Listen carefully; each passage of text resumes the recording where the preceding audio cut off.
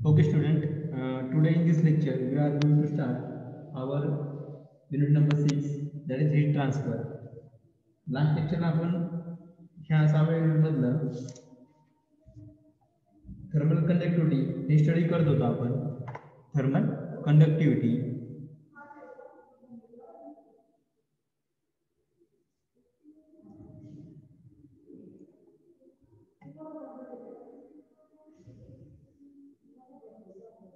Okay. या ठिकाणी last लेक्चरला आपण फुरियर लॉ देखील पाहिला. Fourier law for heat conduction तो देखील आपण स्टडी केला होता.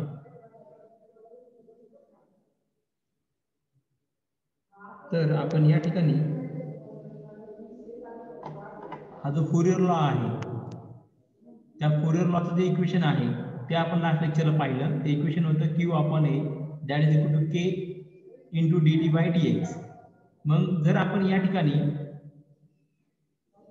जर ह्याला जर रिअरेंज केलं तर रिअरेंज करून आपण जर K ची व्हॅल्यू जर फाइंड आउट केली, जशी या ठिकाणी K ची व्हॅल्यू दिसते तुम्हाला, मग K चा फॉर्म्युला काय येईल? K is equal to Q upon A आणि या ठिकाणी dt बाय dx वर इकडे वरती जाईल आणि dt खाली येईल. समजतंय? dt बाय dx म्हणजे काय? dt बाय dx म्हणजे temperature gradient. dt by dx म्हणजे असणार आहे टेम्परेचर ग्रेडियंट. Q असणार आहे रेट ऑफ हीट ट्रान्सफर, त्यानंतर A असणार आहे क्रॉस सेक्शन एरिया, की ज्या क्रॉस सेक्शन एरियामधून हीट काय होते पुढे पुढे जाते, तो क्रॉस सेक्शन एरिया असेल. त्यानंतर dt म्हणजे काय? Change in temperature. आणि dx म्हणजे काय? चेंज इन डिस्टन्स, की ज्या डिस्टन्स वरती तुमचं चेंज इन टेम्परेचर आहे dt. समजतंय? आता या ठिकाणी जी थर्मल कंडक्टिव्हिटी आहे त्याची आपण डेफिनेशन घेत होतो. आता थर्मल कंडक्टिव्हिटी म्हणजे K. Thermal conductivity is equal to किती असेल? ती इज इक्वल टू Q असेल. Q म्हणजे काय? Rate of heat transfer. म्हणजे थर्मल कंडक्टिव्हिटी म्हणजे काय असेल? रेट ऑफ हीट ट्रान्सफर असेल. पण ती कधी असेल? ज्यावेळेस हा जो एरिया आहे हा एरिया किती असेल? 1 असेल. त्यानंतर dt बाय dx, dt आणि dx किंवा dt बाय dx आपण म्हणू शकतो टेम्परेचर ग्रेडियंट, तो किती असेल? 1 असेल. समजतंय? म्हणजे dt बाय dx 1 असेल आणि A 1 असेल. ज्यावेळेस ह्या किंमत जर 1 1 झाल्या त्यावेळेस आपल्याला काय भेटेल? इमॅजिन होतंय? तर या ठिकाणी काय फॉर्म्युला येईल? K इज इक्वल टू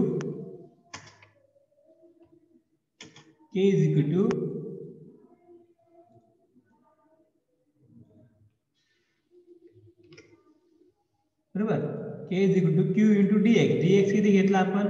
1 घेतला. dx म्हणजे temperature gradient, change in distance घ्या, की ज्या डिस्टन्सवरती आपल्याला टेम्परेचर डिफरन्स घ्यायचा आहे. जर dx 1 घेतला, dt म्हणजे change in difference in temperature, तो देखील आपण 1 घेतला. त्यानंतर या ठिकाणचा जो क्रॉस सेक्शनल एरिया आहे ज्याच्या थ्रू ती हीट पुढे पुढे जाते तो देखील आपण काय घेतला? 1 घेतला. तर या ठिकाणी तिन्ही किंमत जर आपण 1 घेतलं तर फायनली काय भेटेल? K इज इक्वल टू काय मिळेल सांगा? Q. समजतंय? म्हणजे K म्हणजे काय? Thermal conductivity. थर्मल कंडक्टिव्हिटी म्हणजे K असणार आहे वॅट मीटर डिग्री केल्विन मध्ये. ओके. मग तो जो K थर्मल कंडक्टिव्हिटी, ती thermal conductivity is equal to किती असेल? Is equal to rate of heat transfer. Is equal to काय असणार आहे? Rate of heat transfer when temperature gradient is unit is maintained and cross section area is unit. ज्या ठिकाणी cross section area देखील काय असेल? युनिट असेल आणि टेम्परेचर ग्रेडियंट युनिट असेल, तर त्यावेळेस आपण काय घेऊ शकतो? Thermal conductivity is equal to काय असेल? रेट ऑफ हीट ट्रान्सफर असेल. समजतंय?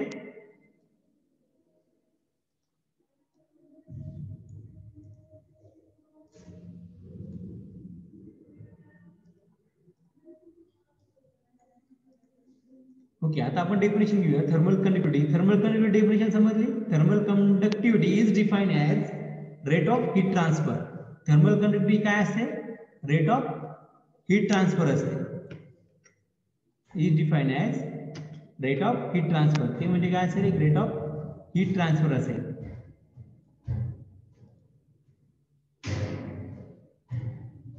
Rate of heat transfer flow through body flow through body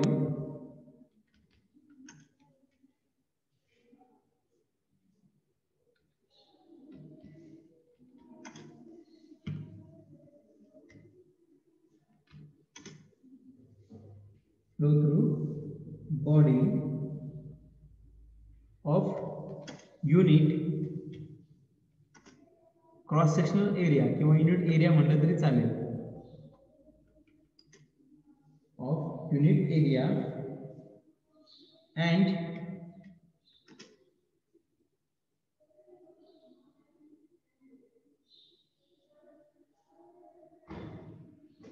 unit area घेतलं तरी चालेल युनिट एरिया व्हेन आणि युनिट एरिया असेल आणि त्या ठिकाणी रेट ऑफ हीट ट्रान्सफर कधी होईल तेवढी व्हेन टेम्परेचर ग्रेडियंट किती असेल त्या ठिकाणी टेम्परेचर ग्रेडियंट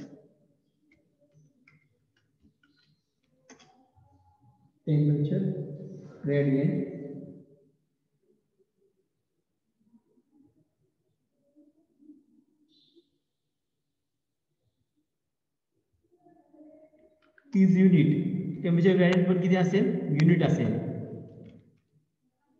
समजतंय मग त्यावेळेस जी रेट ऑफ हीट ट्रान्सफर होईल मग त्या रेट ऑफ हीट ट्रान्सफरला आपण काय म्हणतो थर्मल कंडक्टिव्हिटी म्हणतो बरोबर थर्मल कंडक्टिव्हिटी म्हणजे काय के समजलं आणि के चे युनिट काय आहे वॅट मीटर केल्विन याची डेफिनेशन तुम्हाला फ्रिक्वेंटली विचारली जाते डेफिनेशन अतिशय सोपी आहे थर्मल कंडक्टिव्हिटी म्हणजे काय रेट ऑफ हीट ट्रान्सफर म्हणजे के इज इक्वल टू काय असेल क्यू असेल कधी ज्यावेळेस एरिया क्रॉस सेक्शन एरिया किती आहे 1 आहे आणि टेम्परेचर ग्रेडियंट म्हणजे काय dt बाय dx याला आपण काय म्हणतो टेम्परेचर ग्रेडियंट म्हणतो dt बाय dx ला मग तो देखील किती असेल तो मेंटेन केलेला आहे युनिट म्हणजे एक मेंटेन केलेला असेल समजा इथे मेंटेन सुद्धा तुम्ही वापरू शकता इज मेंटेन युनिट समजतंय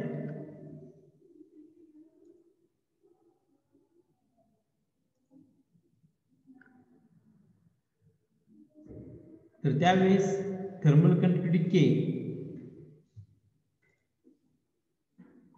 त्याची डेफिनेशन या पद्धतीने असेल थर्मल कंडक्टिव्हिटी के म्हणजे काय रेट ऑफ हीट ट्रान्सफर जी की बॉडी मधून काय होते ट्रान्सफर होते किंवा एका ठिकाणी दुसऱ्या ठिकाणी जाते आणि जात असताना त्या ठिकाणी बॉडीचा जो क्रॉस सेक्शन एरिया आहे तो किती असेल युनिट असेल तो किती असेल युनिट असेल आणि त्या ठिकाणी टेम्परेचर ग्रेडियंट किती आहे तो देखील आपण या ठिकाणी मेंटेन केलेला आहे युनिटच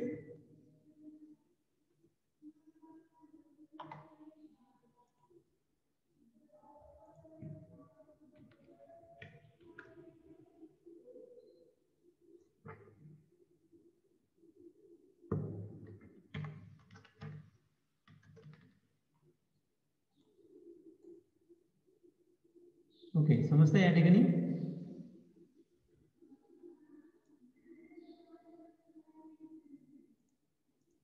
त्यानंतर नेक्स्ट आपल्याला जे फुरियर लॉ आहे तो फ्रिक्वेंटली तुम्हाला एक न्यूमेरिकल विचारले जातात वेगवेगळे फुरियर लॉ आपल्याला अप्लाय करायचा आहे वॉल साठी फुरियर लॉ अप्लाय करायचा आहे वॉल साठी सपोज या ठिकाणी कन्सिडर करा की या ठिकाणी एक वॉल आहे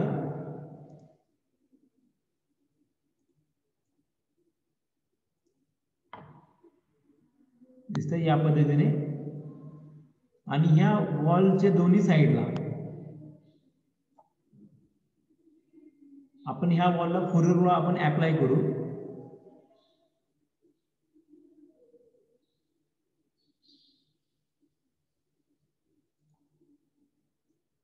सपोज या ठिकाणी टेम्परेचर आहे ह्या वॉलचं हा जो सरफेस आहे या सरफेसवरती टेम्परेचर आहे T1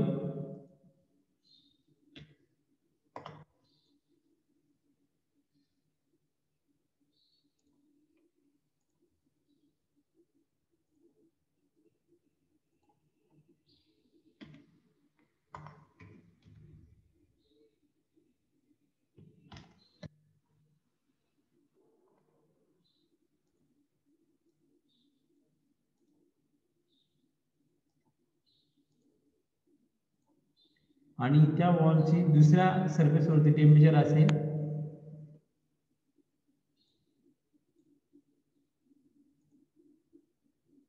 T2.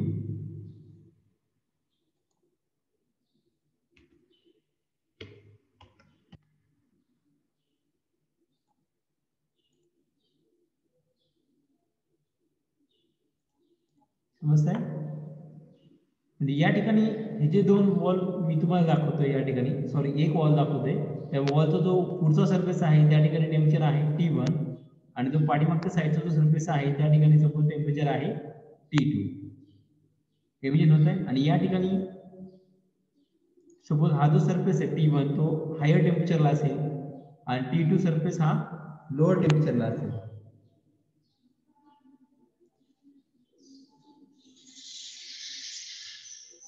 समजतंय? या ठिकाणी टेम्परेचर असेल T1 आणि या ठिकाणी टेम्परेचर आहे दुसऱ्या साईडला T2. आणि ही जी वॉल आहे त्याची सपोज थर्मल कंडक्टिव्हिटी ती असेल K आहे thermal conductivity of this wall. आणि ह्या वॉलचं जे दोन सरफेस मधलं जे डिस्टन्स आहे समजतंय? सपोज हे डिस्टन्स असेल L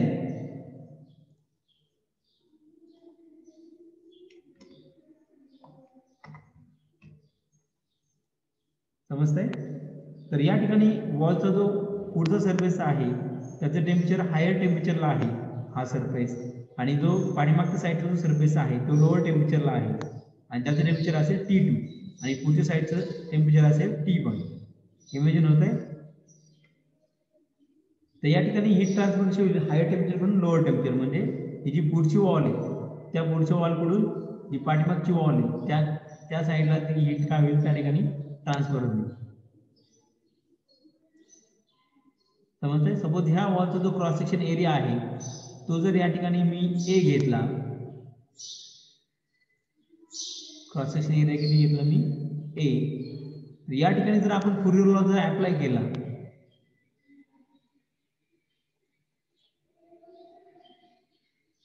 फुरियर लॉ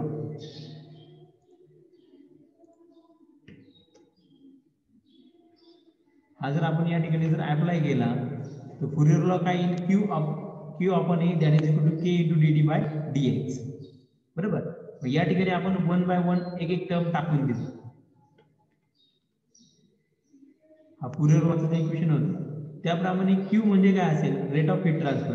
आपल्याला ह्या वॉल थ्रू किती हीट ट्रान्सफर होते समजतंय? पुढच्या सरफेस कडून पाठीमागच्या सरफेस कडे किती हीट ट्रान्सफर होते ते आपल्याला काढायचं आहे. मग ती हीट ट्रान्सफर किती होते? Q एवढी होते. मग Q अपॉन A हा झाला फुरियर लॉचं इक्वेशन. समजतंय? मग या ठिकाणी जर मी A जर दुसऱ्या साईडला घेतला तर A इथे काय होईल? तो मल्टिप्लाय होईल. बरोबर? आणि या ठिकाणचं हे निघून जाईल. या ठिकाणी फक्त काय राहील? Q राहील. इमेजिन होते? आता या ठिकाणी 1 बाय 1 व्हॅल्यू मी पुटअप करतो. K म्हणजे काय? Thermal conductivity. A म्हणजे काय? Cross sectional area. त्यानंतर या ठिकाणी राहिला काय? dt. इमेजिन होते? या ठिकाणी जी काही हीट ट्रान्सफर होतीये सपोज हीट ट्रान्सफर किती होती या ठिकाणी? Q होतीये. इमेजिन होत आहे? ही जी Q हीट ट्रान्सफर होतीये ती असणार आहे rate of heat transfer Q watt मध्ये, क्रॉस सेक्शन एरिया असेल A, त्यानंतर थर्मल कंडक्टिव्हिटी असेल या ठिकाणी जी वॉल ज्या मटेरियल पासून बनलेली आहे त्या मटेरियलसाठी थर्मल कंडक्टिव्हिटी असेल K. आता या ठिकाणी dt म्हणजे काय? Change in temperature. आता चेंज इन टेम्परेचर किती असेल या ठिकाणी? T1 minus T2. या ठिकाणी टेम्परेचर किती आहे? पुढच्या साईडला T1. हे हायर टेम्परेचर किती आहे? T1 आणि लोअर टेम्परेचर किती आहे? T2. या ठिकाणी काय येईल फॉर्म्युला?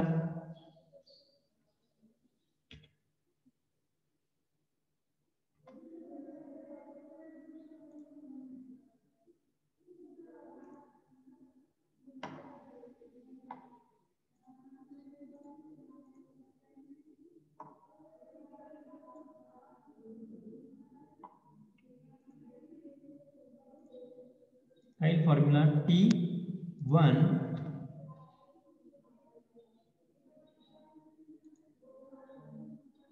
मायनस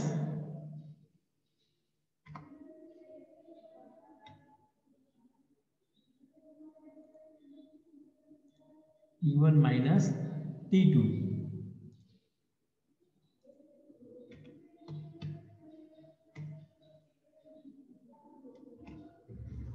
समजतंय?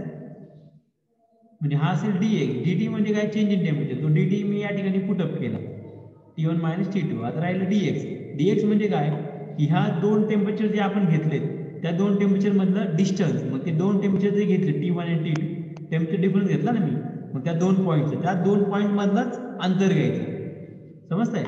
dt म्हणजे काय, change in temperature. Change in temperature आपण कोणत्या दोन पॉईंट मधलं घेतलं, या ठिकाणी 1 नंबरचा पॉईंट आणि 2 नंबरचा पॉईंट. समजतंय? त्यामधलं टेम्परेचर घेतलं आपण, चेंज इन टेम्परेचर dt. मग त्यामधलंच त्या दोन टेम्परेचर ज्या ठिकाणचे घेतलेत मी, त्या दोन ठिकाण जे घेतलेले आहेत त्या दोन ठिकाणमधलंच अंतर मला घ्यायचं आहे dx म्हणजे. समजतंय? मग ते अंतर किती आहे, त्या दोन पॉईंट मधलं अंतर ते आहे l. या ठिकाणी दिलंय पहा, l हे डिस्टन्स आहे. मग या ठिकाणी dx म्हणजे काय, या ठिकाणी l येईल. समजतंय? म्हणजे हा झाला तुमचा फॉर्म्युला या कॉम्पोजिट वॉलसाठी, सॉरी फक्त सिंगल वॉलसाठी. एका वॉलसाठी समजलं हा फॉर्म्युला काय आहे तो.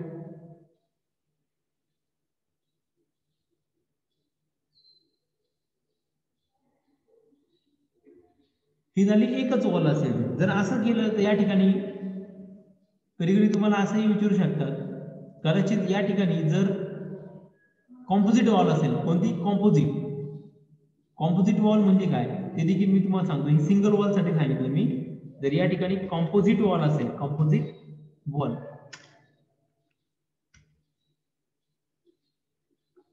कॉम्पोजिट वॉल, जर या ठिकाणी कॉम्पोजिट वॉल असेल,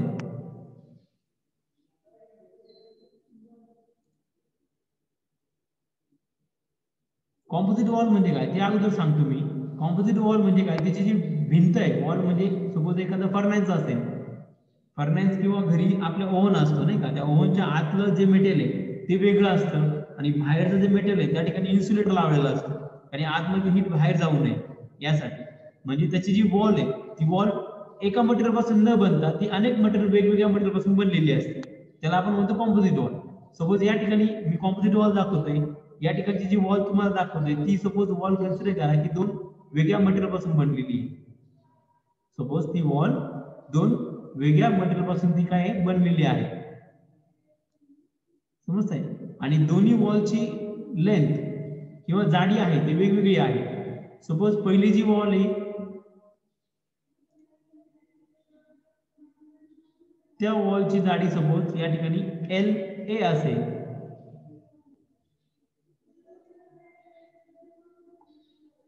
आणि दुसरी जी वॉल आहे सपोज तिची जी जाडी आहे सपोज ती LB. हा सिंबल मी त्या ठिकाणी घेतो,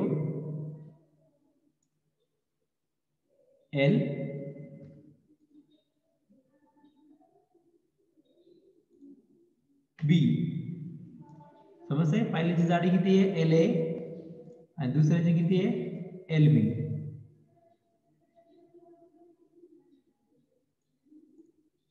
समजतंय? LA ही पहिल्याची जाडी आहे, LB ही दुसऱ्याची जाडी आहे. आणि सपोज हे पहिलं जो वॉल आहे त्याचं मटेरियल वेगळं असेल, सपोज तो लोखंडाचं बनलेला आहे, दुसरं मटेरियल प्लास्टिकचं बनलेलं असेल. समजतंय? मग या ठिकाणी पहिलं जे मटेरियल आहे त्याची जी थर्मल कंडक्टिव्हिटी आहे त्यासाठी मी KA हा सिंबल घेतला. समजतंय? KA हा सिंबल मी त्या ठिकाणी घेतला. त्यानंतर दुसरं जे मटेरियल आहे त्या दुसऱ्या मटेरियल साठी जी थर्मल कंडक्टिव्हिटी आहे ती सपोज त्यासाठी मी काय सिंबल घेतला, KB हा सिंबल घेतला. समजतंय? पहिल्या मटेरियलची थर्मल कंडक्टिव्हिटी आहे KA, म्हणजे या ठिकाणी फर्स्ट पहिली जी वॉल आहे त्या वॉल साठी थर्मल कंडक्टिव्हिटी असेल KA, दुसऱ्या वॉल साठी असेल KB. कारण मटेरियल वेगळं यूज केलंय. मटेरियल जर वॉलचं कॉम्पोजिट वॉल मध्ये वेगवेगळ्या मटेरियलचं जर ते बनलेले असेल तर त्यासाठी थर्मल कंडक्टिव्हिटी फॉर्म्युला देखील त्याचं जे फॉर्म्युला देखील वेगळा असेल आणि त्याची व्हॅल्यू देखील वेगळी असेल, व्हॅल्यू वेगळी असेल आणि लेंथ देखील काय दोघींचे सपोज वेगळे असतील. पहिल्या वॉलची पहिली जी भिंत आहे ती कॉम्पोजिट वॉल म्हणून बनलेली आहे. त्याचा जो पहिला पोर्शन आहे कॉम्पोजिट वॉलचा त्याची लेंथ आहे एल आहे. जो दुसरा पोर्शन असेल त्यानंतरचा त्याची लेंथ असेल एल बी. समजतंय? त्यानंतर या ठिकाणी पहिली जो पोर्शन आहे त्या पहिल्या पोर्शनचा पहिल्या सरफेसचा टेम्परेचर आहे T1. पहिल्या सरफेसचा टेम्परेचर किती आहे T1. त्यानंतर दुसरा पहिल्या सरफेसचा दुसरा जो सरफेस असेल त्याचे टेम्परेचर असेल T2. म्हणजे या ठिकाणी दोन सरफेसचा मधला सरफेस, समजतंय, दोन वॉल मधला सरफेस, याच्या दोन वॉलचा जो पोर्शन दिसतोय तुम्हाला कॉम्पोजिट वॉलचा त्या दोन्ही मधला जो टेम्परेचर आहे सपोज ते T2 असेल आणि जी दुसरी वॉल आहे त्याचा दुसरा सरफेस शेवटचा सपोज त्याचं टेम्परेचर T3 असेल. किती असेल टेम्परेचर T3.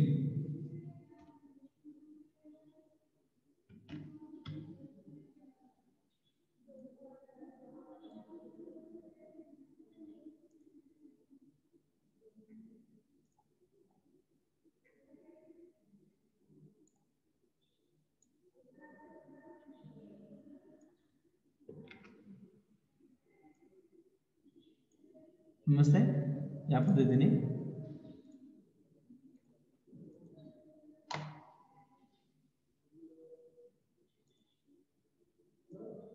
ओके, ही झाली कॉम्पोजिट वॉल. मग ह्या कॉम्पोजिट वॉलसाठी आपल्याला जी हीट ट्रान्सफर आहे Q, आता या ठिकाणी जी काही हीट पहिल्या सरफेसचं टेम्परेचर आहे सपोज पहिला सरफेस जो आहे सुरुवातीचा पहिल्या वॉलचा तर त्या ठिकाणी टेम्परेचर हायर असेल T1 टेम्परेचर हायर टेम्परेचर असेल.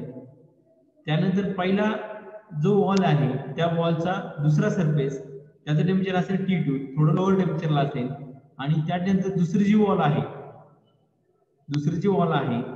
त्याचा पहिल्या सरफेसचं टेम्परेचर तर T1 असेल T2 असेल आणि दुसऱ्या सरफेसचं टेम्परेचर किती असेल T3 असेल. समजतंय? इमॅजिन होतंय? ओके, आता या ठिकाणी जी काही हीट ट्रान्सफर होते तर पहिल्या वॉल मधून किती हीट ट्रान्सफर झाली Q1 एवढी, बरोबर.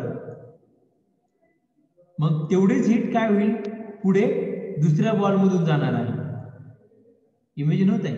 म्हणजे Q एवढीच हीट काय झाली पहिल्या वॉल मधून पुढे गेली आणि दुसऱ्या वॉल मधून पण पुढे किती हीट ट्रान्सफर होतीये Q.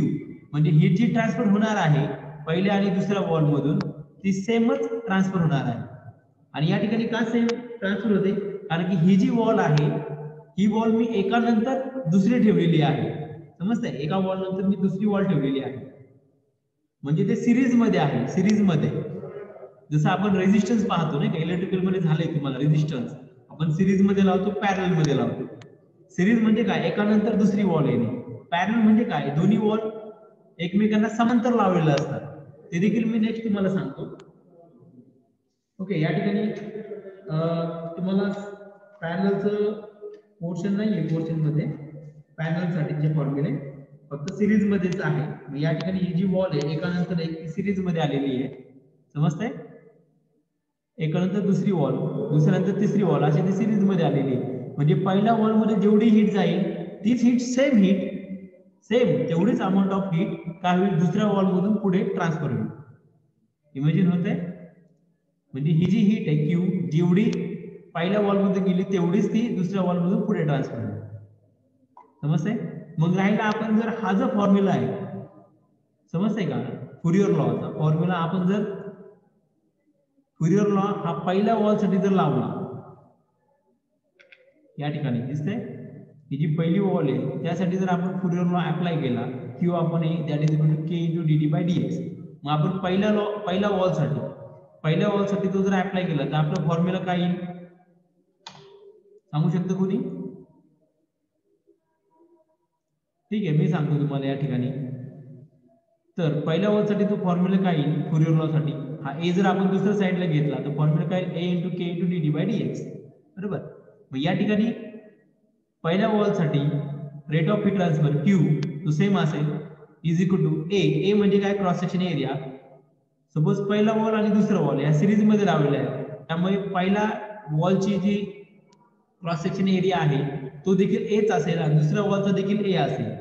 म्हणजे या ठिकाणी क्रॉस सेक्शन एरिया ह्या दोन्ही वॉलसाठी काय आहे सारखाच आहे, तो एच असेल. समजतंय? मग ए मी तसंच ठेवला. आता राहिली गोष्ट के चा. मग मला सांगा पहिल्या वॉलसाठी के किती आहे, तर के आहे के ए एवढा. दिसतंय इथं इमेजिन होतंय. तर के किती आहे,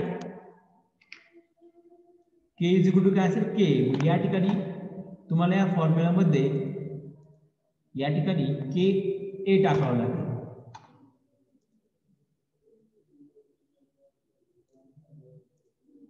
इमेजिन होतं या ठिकाणी के ए टाकावं लागेल. त्यानंतर पहिल्या वॉलचा जो हायर टेम्परेचर आहे त्या ठिकाणचं हायर टेम्परेचर किती आहे T1. दुसऱ्या वॉलचं हायर टेम्परेचर किती आहे, सॉरी पहिल्या वॉलसाठीच अप्लाय करतो ना मी. पहिल्या वॉलसाठी किती हायर टेम्परेचर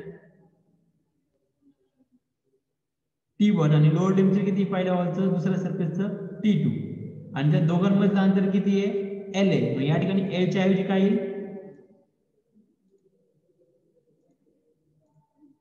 L च्या ऐवजी किती L A. समजतंय? म्हणजे हा झाला Q चा फॉर्म्युला.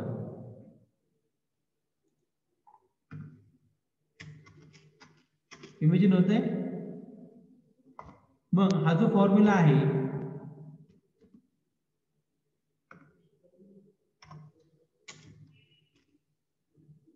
हा झाला Q साठी.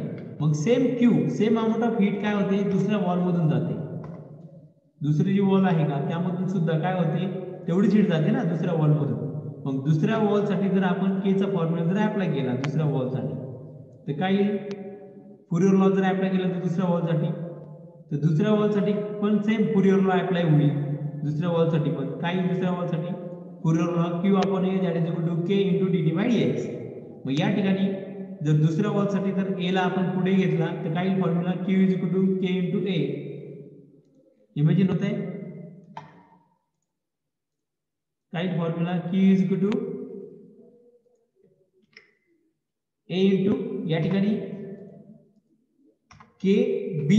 दुसऱ्या वॉल साठी थर्मल कंडक्टिव्हिटी किती आहे के बी आहे आणि दुसऱ्या वॉल साठी जे टेम्परेचर डिफरन्स आहे तो किती येईल या ठिकाणी दुसऱ्या वॉल साठी. पहा दुसऱ्या वॉल साठी हायर टेम्परेचर किती आहे T2. या ठिकाणी काय येईल T2 येईल आणि लोअर टेम्परेचर किती आहे T3. समजतंय? दुसऱ्या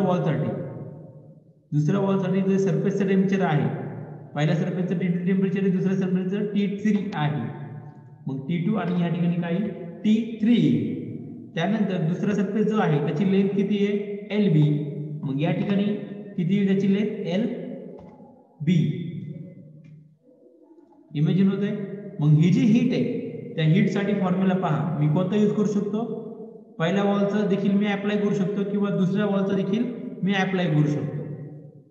आणि ही सेम हीट असणार आहे, जी हीट पहिल्या वॉल मधून जाते तेवढीच हीट दुसऱ्या वॉल मधून जाईल. समजतंय? मग हे वेगवेगळे फॉर्म्युले त्या ठिकाणी तयार होतात. या ठिकाणी मी अजून एक फॉर्म्युला तयार करू शकतो. पहिला फॉर्म्युला मी काढला पहिल्या वॉल साठी, दुसरा फॉर्म्युला मी काढला दुसऱ्या वॉल साठी. आता तिसरा फॉर्म्युला मी काढतोय. जर मी असं इमेजिन केलं की ही जी वॉल आहे ही जी कॉम्पोजिट वॉल आहे, इमेजिन होत आहे ह्या कॉम्पोजिट वॉल साठी मी जर फुरियर लॉ अप्लाय केला तर इमेजिन होत आहे ही जी कॉम्पोजिट वॉल आहे त्या कॉम्पोजिट वॉल साठी मी काय करतोय आता हा फुरियर लॉ अप्लाय करतोय. मग परत एकदा काय आहे Fourier law Q upon A that is equal to K into dt by dx. बरोबर, हा फुरियर लॉ. मग हा जर फुरियर लॉ मध्ये K A जो आहे A क्रॉस सेक्शन एरिया पहिल्या वॉल साठी दुसऱ्या वॉल साठी आणि कॉम्पोजिट वॉल साठी तो सेमच आहे, तो एरिया किती असेल A असेल क्रॉस सेक्शन एरिया. समजतंय? क्रॉस सेक्शन एरिया सगळ्यांसाठी सेमच असेल A. आता तुमच्या मनातील क्रॉस सेक्शन एरिया सेम कसा, आता हे एक लक्षात ठेवा. परत एकदा मी तुम्हाला सांगतो. सपोज ही वॉल या पद्धतीने असेल,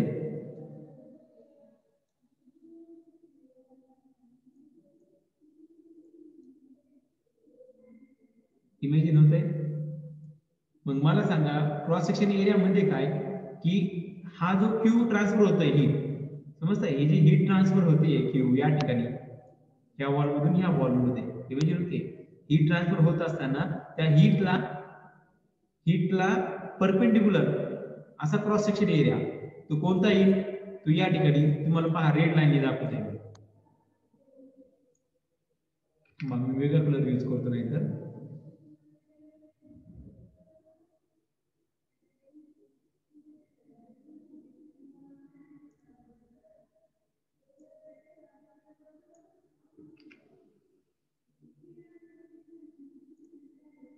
ओके. इमेजिन होतं या ठिकाणी पहा पिंक लाईन मी दाखवतोय, म्हणजे हा जो क्रॉस सेक्शन एरिया आहे या ठिकाणचा. इमेजिन होते हा क्रॉस सेक्शन एरिया काय असेल, पहिल्या वॉलसाठी दुसऱ्या वॉलसाठी सेमच आहे ना क्रॉस सेक्शन एरिया, पहिल्या वॉलचा दुसऱ्या वॉलचा आणि कॉम्पोजिट वॉलचा हा क्रॉस सेक्शन एरिया आपल्याला घ्यायचा आहे. इमेजिन होतंय कोणता क्रॉस सेक्शन एरिया घ्यायचा आपल्याला, तो इमेजिन होतंय या ठिकाणचा क्रॉस सेक्शन एरिया हा येणार आहे. ह्याची लाईन मी मला दाखवतो वाटतं.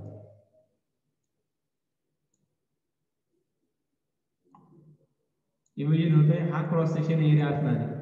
मग हा क्रॉस सेक्शन एरिया पहिल्यासाठी दुसऱ्यासाठी तिसऱ्यासाठी काय असेल, सेम असेल. इमेजिन झालं. मग कॉम्पोजिट वॉलसाठी जो क्रॉस सेक्शन एरिया असेल तो तिन्ही वॉलसाठी काय असेल, सेम असेल.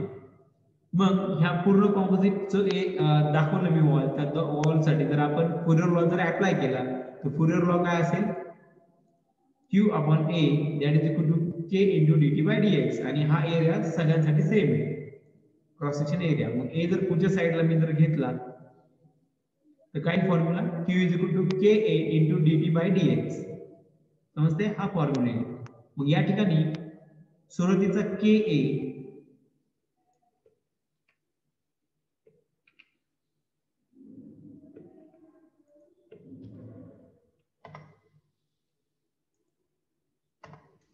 या ठिकाणी आपण जो A घेणार आहोत, K घेणार आहोत, सॉरी K आपण इक्विव्हॅलेंट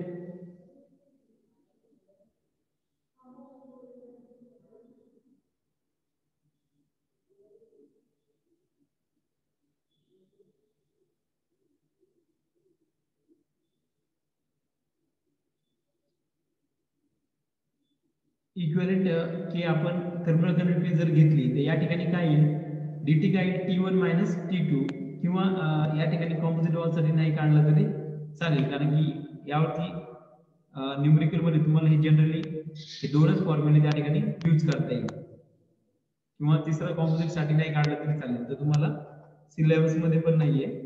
आणि आपण त्या ठिकाणी काय घेतो, ओव्हरऑल हीट ट्रान्सफर कोएफिशिएंट घेतो U, आणि त्यावरून आपण कॉम्पोजिट वॉलचा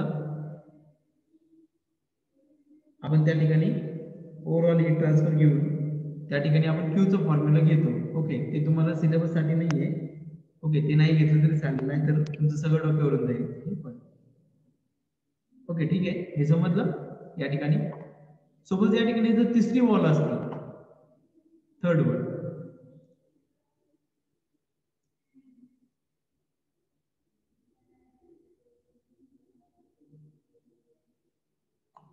टेम्परेचर होतंय. सपोज या ठिकाणी टेम्परेचर किती, T1, या ठिकाणी टेम्परेचर किती, T2, या ठिकाणी T3, आणि जो शेवटची जी वॉल आहे त्याचा जो बाहेरचा सरफेस आहे त्या ठिकाणचं जर टेम्परेचर T4 असेल, किती असेल, T4. मग या ठिकाणी शेवटच्या वॉलसाठी जर आपण या ठिकाणी फुरियर लॉ जर लावला तर त्या ठिकाणी शेवटच्या वॉलसाठी लेंथ असेल LC. पहिल्यासाठी A घेतला, दुसऱ्यासाठी B लेटर घेतलं, तिसऱ्यासाठी आपण C लेटर घेतलं. मग तिसरा जो वॉल आहे त्या तिसऱ्या वॉलची जी थिकनेस आहे किंवा त्याची जी लेंथ आहे ती जर आपण LC जर घेतली, आणि त्या ठिकाणी थर्मल कंडक्टिव्हिटी तिसऱ्या वॉलसाठी जर KC जर आपण घेतली, KC ती जर आपण घेतली तिसऱ्या वॉलसाठी, इमेजिन होते जी तिसरी वॉल आहे त्या तिसऱ्या वॉलसाठी मी थर्मल कंडक्टिव्हिटी KC ही घेतोय, आणि त्याची जी लेंथ आहे तिसऱ्या वॉलसाठी ती लेंथ मी घेतो LC.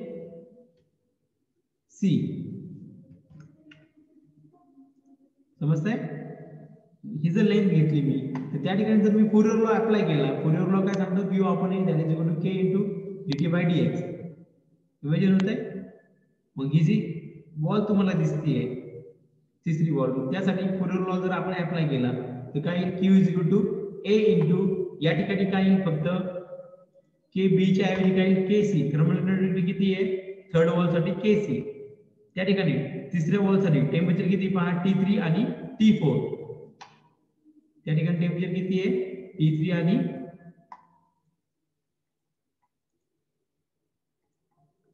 T3 आणि त्या ठिकाणी टेम्परेचर असेल सपोज T4.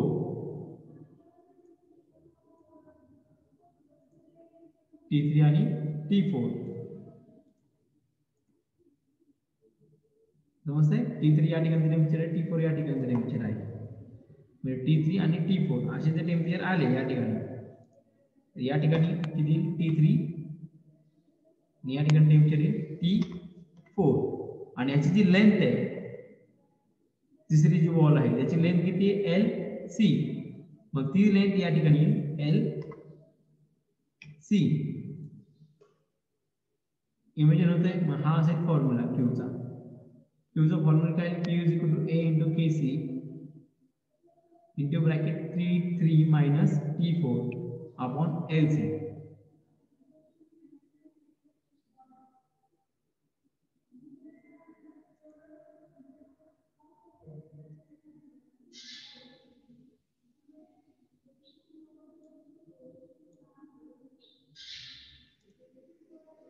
ठीक आहे. आपण या ठिकाणी माझं लेक्चर मी स्टॉप करतोय.